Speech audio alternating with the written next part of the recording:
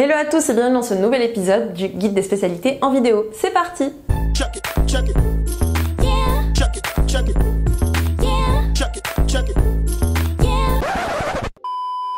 Coucou, aujourd'hui on va parler d'une spécialité médicale, on va parler de l'endocrinologie. Donc je remercie infiniment mon ami le docteur Chamr.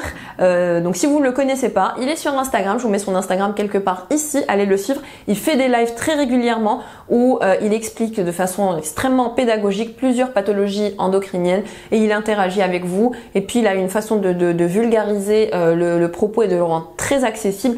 Donc n'hésitez pas à aller le suivre et suivez ces lives qui sont extrêmement instructifs et très intéressants. Donc, qu'est-ce qu'il nous dit ? Il commence par nous parler des avantages de l'endocrino. Beaucoup de cliniques, beaucoup de raisonnements, prise en charge pluridisciplinaire pour la plupart des pathologies, ce qui nous permet de rester à la page et de comprendre beaucoup de choses des autres spécialités, radio, ophtalmo, onco, anapath et chirurgie, etc., etc. Plusieurs glandes, donc on s'ennuie pas et on peut surtout avoir une préférence et se spécialiser par la suite dans celle qui nous parle le plus. Carrière hospitalo-universitaire hyper prometteuse avec la possibilité d'être prof à moins de 40 ans. Oui, tu lis bien. Et enfin, spécialité vachement fructueuse dans le domaine du privé vu l'ampleur des gens souffrant de thyroïde, de diabète et surtout de syndrome des ovaires polykystiques vu qu'on fait aussi beaucoup de fertilité. Les inconvénients, je parle de mon vécu au CPMC. Hospitalisation express, le malade rentre le dimanche, sort le jeudi et tout doit être fait avant sa sortie, ce qui nous oblige à attendre des résultats des analyses qui peuvent tarder, s'accumuler, nous faisant perdre le fil, qui est qui et qui a quoi. Beaucoup de visites. Donc il parle des visites dans le service, ça peut aller jusqu'à 3 par semaine, laissant encore moins de temps pour travailler. Beaucoup de paperasse, on passe notre temps à rédiger des observations qui doivent être minutieuses, bien rédigées et tapées en 2 exemplaires pour classer le dossier. Beaucoup de temps consacré à la diabéto, 2 ans c'est beaucoup alors que 6 mois à 1 an suffirait de très loin. Beaucoup d'opportunistes dans le domaine du privé, je ne citerai pas les spécialités qui sont citées là, moi je veux pas de problème avec les autres spécialités, hein. Bref, disons qu'il y a des pathologies endocriniennes qui sont traitées par d'autres spécialistes, donc voilà, ça crée toujours des petites tensions, des petits conflits.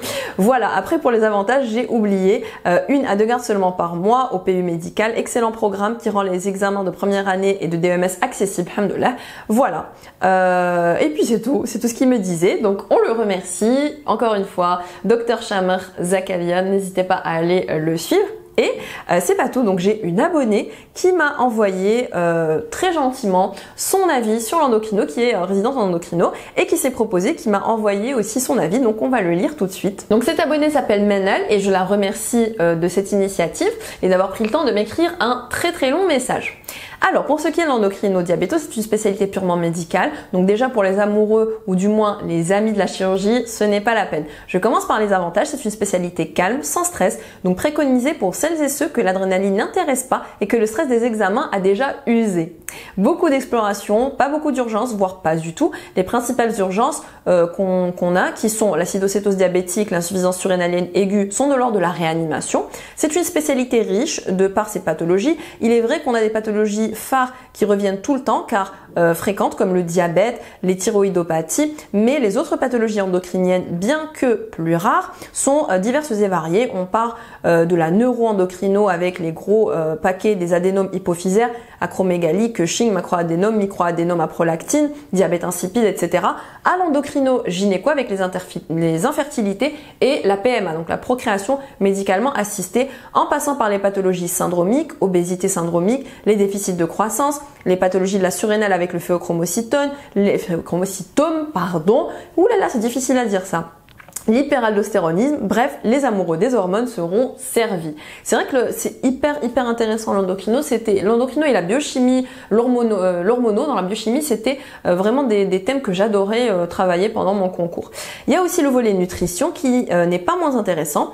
Peu de gardes, généralement des gardes de service, donc disons qu'on a plus de facilité à avoir une vie privée à côté, même si vous verrez que la théorie est très prenante. Dernier point, vous aurez aisément le choix ultérieurement entre une carrière hospitalo-universitaire et libérale. C'est une spécialité qui marche très bien au cabinet. Pour ce qui est des inconvénients, l'inconvénient majeur pour moi, c'est que c'est une spécialité très dépendante. On dépend beaucoup de l'hormonologie et donc des biologistes, des radiologues, cardiologues, ophtalmo. C'est pas toujours cool. C'est vrai que c'est pas évident quand on est dépendant de beaucoup d'autres spécialités. Il faut vraiment que que les planètes s'alignent en fait. C'est ça, c'est vraiment une sorte d'alignement des planètes. Quand on est obligé de collaborer avec beaucoup de spécialités dans un CHU, c'est toujours compliqué. À l'étranger, notamment aux États-Unis par exemple, ce n'est pas une spécialité très prisée ni très lucrative, mais toujours peu génératrice de stress, donc le choix est vite fait. Dans ce même contexte, pour ceux qui veulent partir en France, précisément en endocrino, il n'y a pas beaucoup de postes de PAE.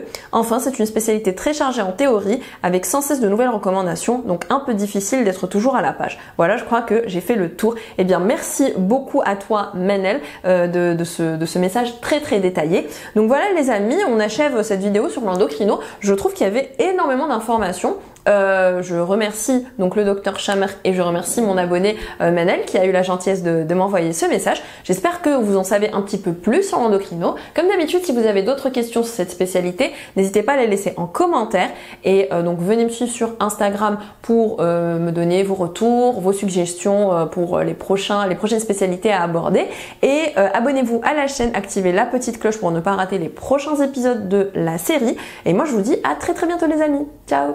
Check it. Yeah. Check it.